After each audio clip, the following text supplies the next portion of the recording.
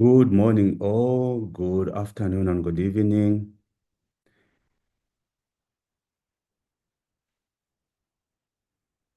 I hope you are all fine. We go straight away into the topic of the day. Uh, Zambia as a country has actually been facing power challenges in the last years, particularly 2024. We were hit by a serious drought that affected our hydrological conditions and subsequently affecting how much power we actually generate from our power stations. Uh, Zambia is hydro dependent in terms of power generation.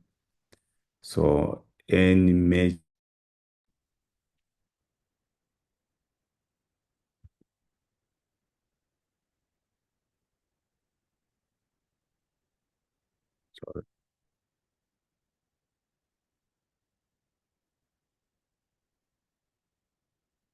major adverse change in the hydrological conditions affect energy, affect power generation. So I'll take you through the processes and procedures for power development and operations in Zambia. If you are to, if you intend to develop any power project, there are certain processes that you have to follow. But these processes, they abide to project bankability. You miss one, you may have some serious challenges on how best you can actually raise your financing. You may have those challenges. So it's actually good you follow all the processes, and I'll be explaining each process and why it is actually important in there.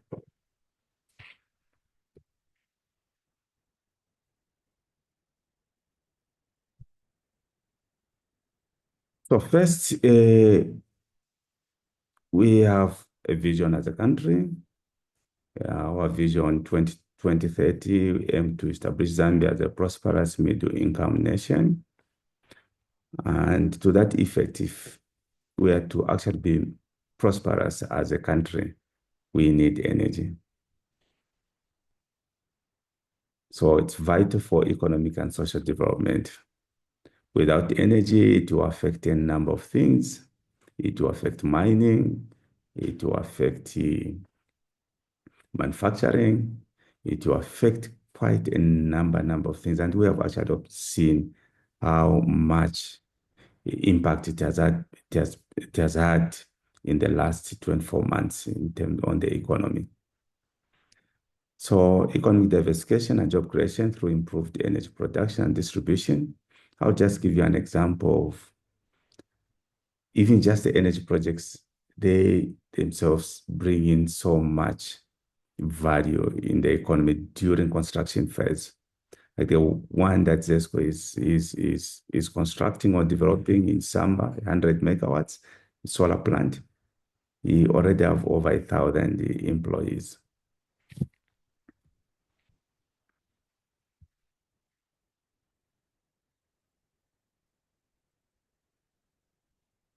So the strategies for implementation, a number of them, we have the eighth National Development Plan, we have the Integrated Resource Plan. So on the eighth National Development Plan, this basically is a national document that emphasizes on electricity enhancement generation, transmission, distribution, private sector engagement, engagement of partnership for power project developments. This could be triple Ps.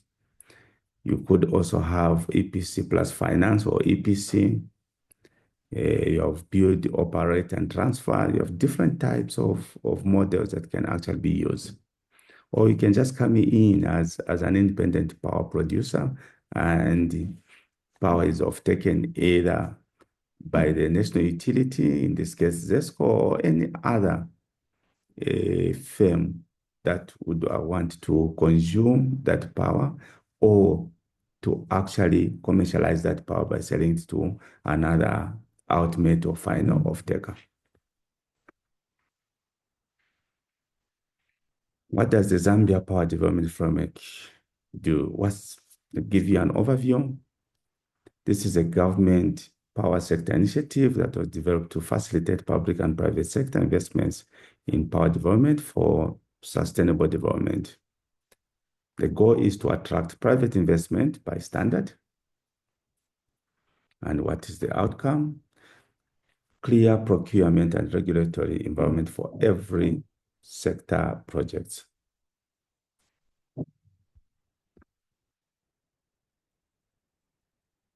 So the process for power development, there are those that are government initiated. Some are private sector initiated, like Ngonye in Sioma, Western Province. The hydro is 180 megawatts hydropower station that is being developed by Western Power. Then you have self-generation for industrial use. So you have these three processes. So the government initiated projects. First is site identification, collaboration with the Ministry of Energy for priority area selection. You have the pre-feasibility studies, confirm resource availability and environmental assessments. So these have to be done. I'll give you an example of Batoka project. That one is a intergovernment initiated project. These are two governments, that is Zimbabwe and Zambia. But there's too much work that has to be done in the background, the pre-feasibility studies, the studies themselves, so that you ensure that as you go to start raising finance or make up a decision now to fully develop the project, you have actually ticked all the boxes. I'd mentioned on this. This is now the development strategy. So you have three ways in which you can develop these projects or strategies. One, to be government institutions, initiatives. In this case, you have a national utility like ZESCO going into these initiatives to develop power projects, or private, public-private partnerships, triple Ps. We did actually see a best triple P project in the power sector. That is the ITPC, the State Power Company, jointly owned by ZESCO and ITPC and Tata India. That's the best example of a triple P project. Then you have independent power producers. For example, you have Lusemfa. You have CIS developing its own projects, power projects. You have Lufuvu. And most recently, you have Western Power that are developing Ngonye Power Station in Sioma, the Western Province, or the western part of the country. The bankable feasibility studies.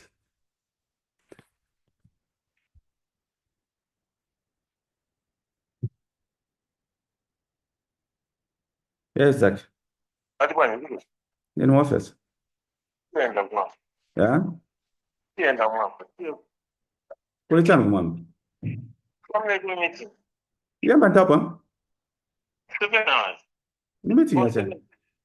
Yeah? Okay, okay. Okay, mzabwera. Mzabwera. Ni series yako hivi nangu va vasta ku Livingston. Ni bwera.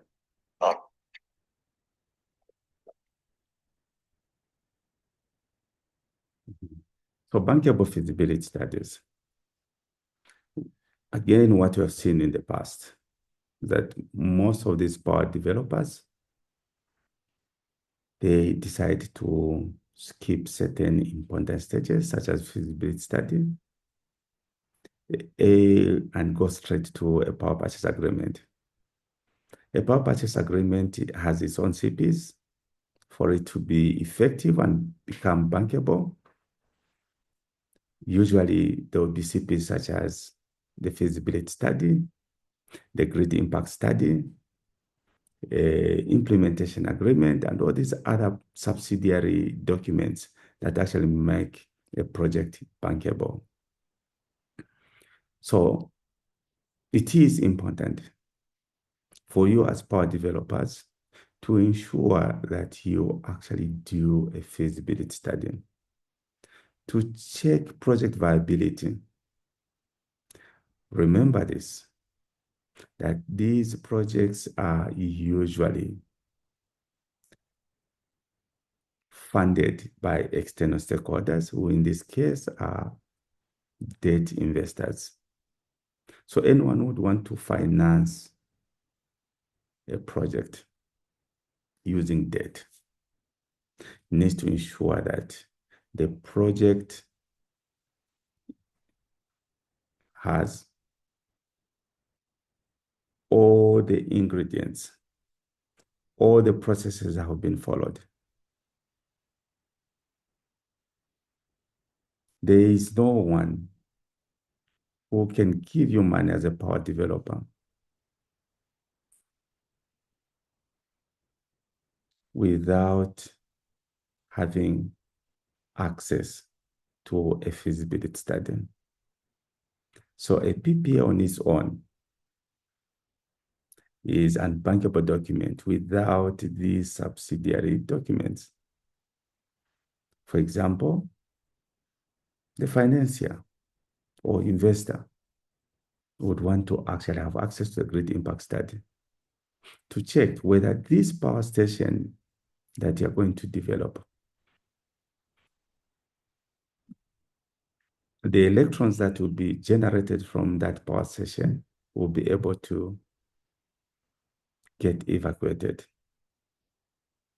So the substation capacity, how much available capacity is there for your power to be accommodated would be important.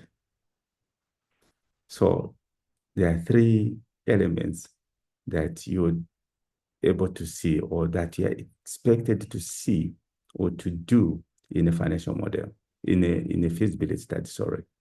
The financial assessments, economic assessments, and the financial assessments. Obviously, there'll be a number of things that you have to look at, whether the project is viable, whether the project will be able to pay back the funders or providers of financing. These are equity shareholders or private equity owners, debt investors. So there are certain assessments that have to be done.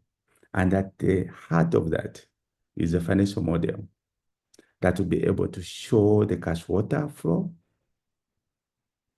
the cash waterfall, and show that whatever revenues are being generated from this project are able to pay operations, O&M, able to pay debt, starting with the senior lenders, junior lenders, shareholders loan, and be able to distribute to the equity shareholders. The economic assessments, basically it's the impact, value for money, the impact society, the impact to the economy. This is where possibly you'll be required to perform certain analysis that demonstrate that this project is economically okay. The issues such as economic IRR, certain costs that, say, accountants would see them as costs.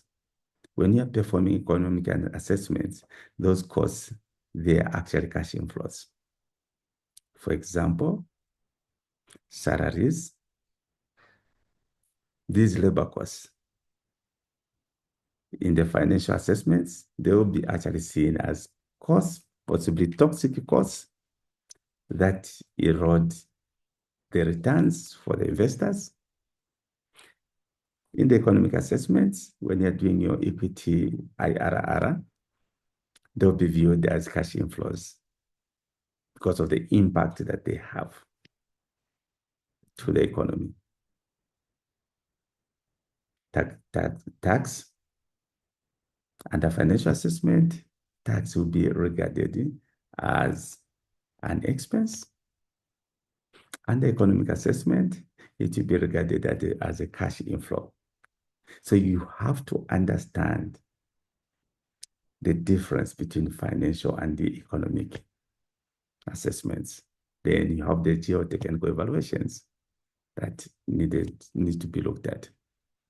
In here, obviously, this is where you also need to look at your grid issues. Would you be able to evacuate this power when that time comes? When you're done constructing and you're ready to generate these electrons, will they be able to be evacuated? How stable is the network?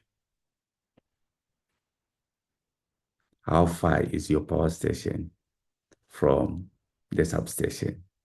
So these are the things that have to be looked at. Okay, thank you. So the procurement process is undertaken for one, expression of interest, bid evaluation and shortlisting, and this is what is usually done. Bid evaluation and shortlisting, request for proposals, the RFP, then you pick the successful bidder. Just a normal procurement process. Again, most of the power developers, they skip a lot of things because if you skip feasibility study, remember that the right to perform or undertake a feasibility study is granted by the Ministry of Energy. If you don't use that process and you just come straight to ZESCO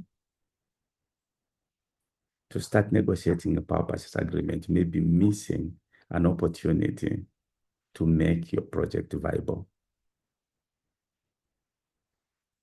Ideally, systematically, you have to first go to the Ministry of Energy, be granted the right to undertake a feasibility study, be patient, perform that, undertake that study. The results of that study, submit them to the Ministry of Energy, who will then, upon getting satisfied of the work you have done, they will then grant you, they will then approve the feasibility studies. So it's that feasibility study that then you have to use to go for commercial discussions. But before that, you also have to do an IA, implementation agreement with the government. So the procurement process of a developer for a power project by IPP and government institution development strategy is finalized by the signing one implementation agreement between government, represented by the Ministry of Energy, and the successful bidder, the developer. This agreement will include one, concession rights, party obligations, allocating risks. And that is very important. There are certain risks that can only be managed by the government to also contain dispute resolution. Most of the power developers, at least from my own experience, they skip these processes. And This is a reason why, it could be one of the reasons why we have signed so many PPAs equivalent to over 8,000 megawatts. And we are seeing less work on the ground. There's less progress. A number of them haven't reached financial close. And this could be one of the reasons, because of skipping certain processes. But the power purchase agreement, it is very clear. It has CPs, conditional precedents, that actually makes that particular agreement executable.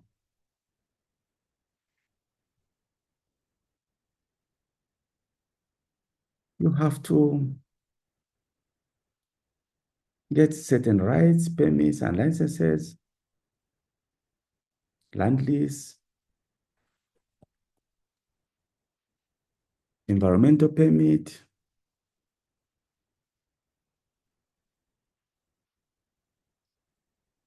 You need this.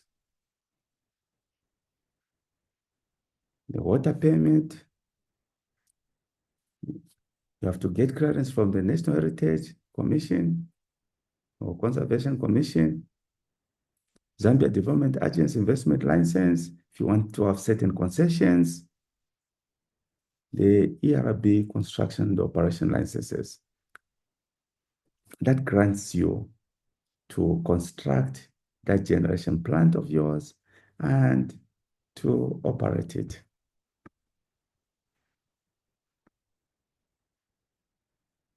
So purchase, power purchase and connection agreement.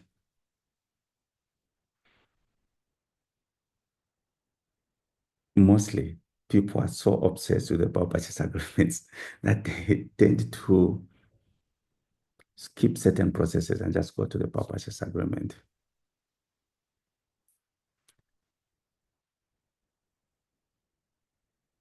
And my own understanding is that the PPA can only be bankable when the subsidiary documents are in place. So the PPA just outlines the terms for energy of takers, the one that is who is supplying and the one that is buying that power. You have a connection agreement framework for linking generated power to the grid, because you have a substation where you actually need to have your power get evacuated to whoever needs it. So there must be a framework, there must be an agreement, and you cannot ignore this. And the connection agreement ideally is supported by the grid impact study, because you cannot have a PPA without a grid impact study.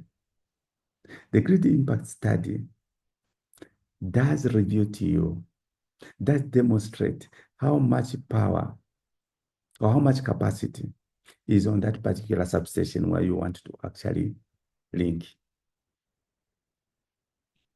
your power station to. So to show that there's 200 megawatts that can flow on that particular facility. And if, say, for example, you have your project, you want to do 300 megawatts of solar, you have to scale it down. And this available capacity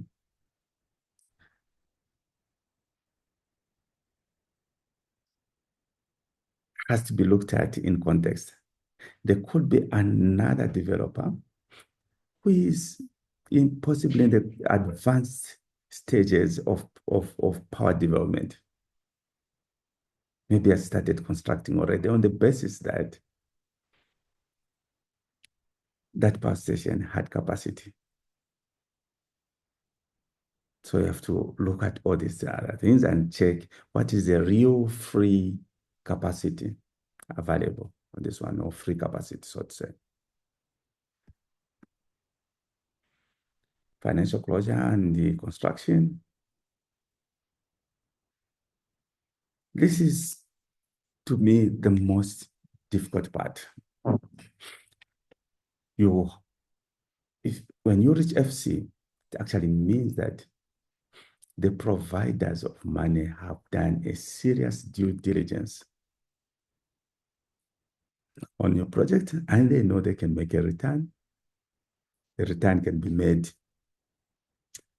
through interest or dividends. So when you reach financial close, it is more or less like that last milestone for raising financing.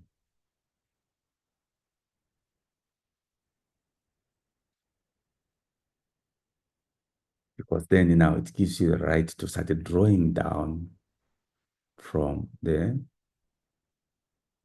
project funds. It then shows that the lenders are okay, and now they are allocating an agreed portion of funds to your project based on your CapEx profile. Project construction, after financial close, maybe a day after financial close, you go and draw some money or funds for your project. Or after FC, you then now go to the OEMs, original equipment manufacturers, and start ordering specific parts. They start designing these parts, or you actually start with low-hanging fruits at your project site. So project construction must comply with approved feasibility and construction permits. It must be aligned. Financial closure and construction, commissioning procedures, verification by ERB for technical conformity. When now you are commissioning your project, ready to actually go to COD. COD is commercial operation date. Ongoing inspection throughout the implementation agreement period.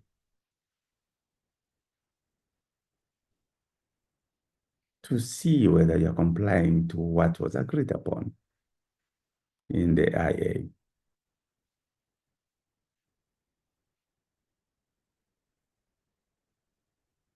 You have the self-generation projects.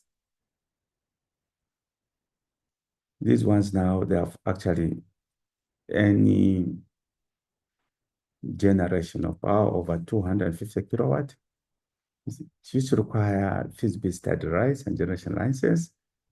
It has now been made a bit light-handed.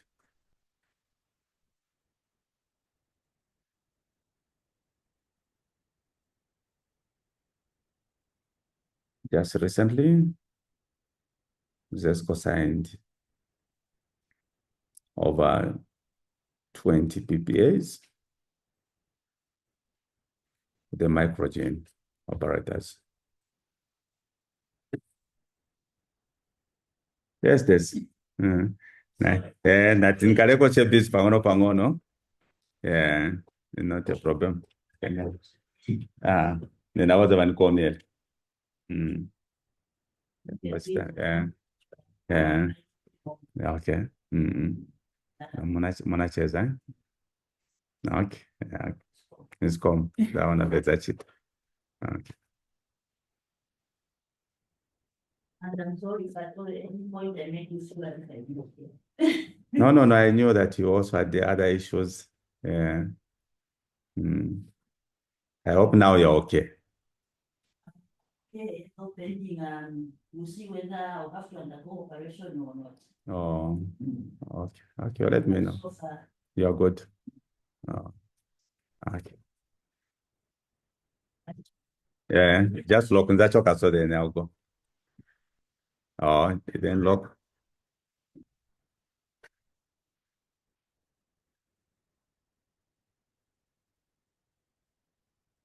So let's go signed the PPS for the micro generators. Those that go up to 5 megawatts, and have been the processes have been made pretty light-handed. Yeah.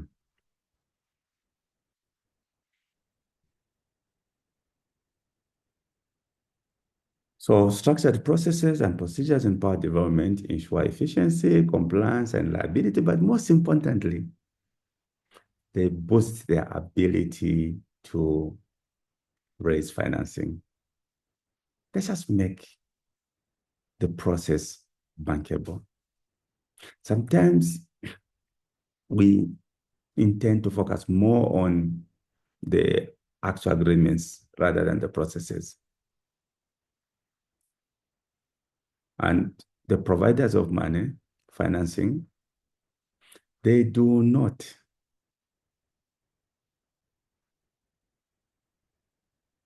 provide or dish out cash loosely. They undertake a lot of due diligence assignments before they satisfy themselves that this project is viable, this project is less risky, this project will ensure some certain levels of equity returns or returns in the case of debt financiers. So this minimizes risk and optimizes the use of resources. Also, the funding. So if you're a power developer out there, be a bit patient, just follow the process, and you'll get it right.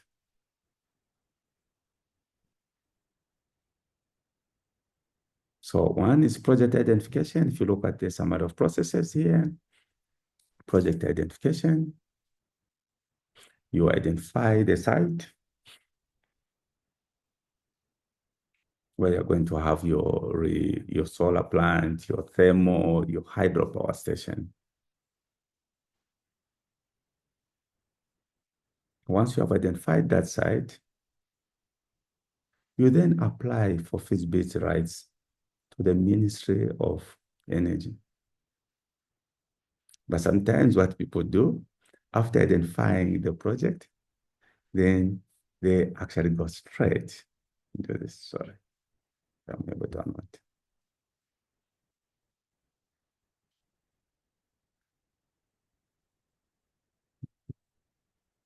So after identifying this project, they, everything here and just go straight there.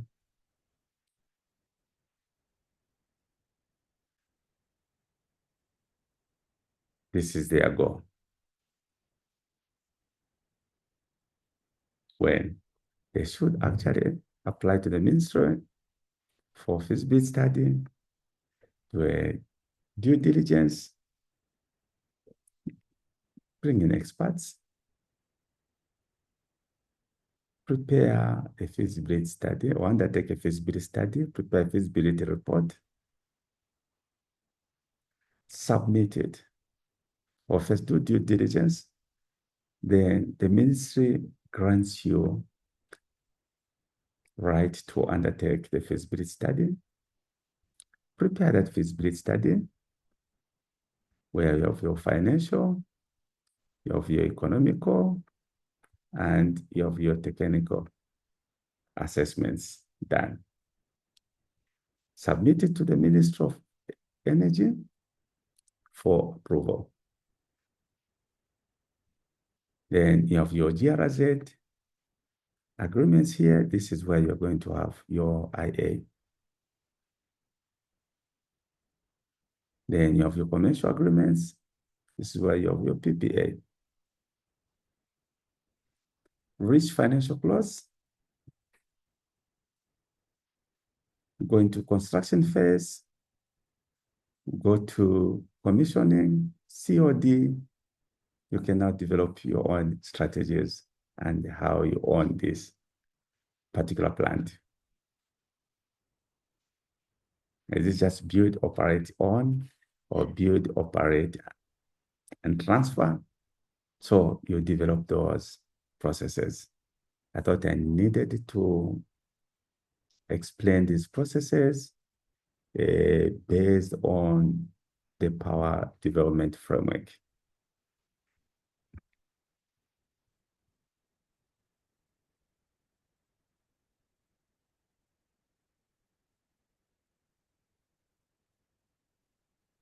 So thank you so much and have a lovely, lovely day. Thank you.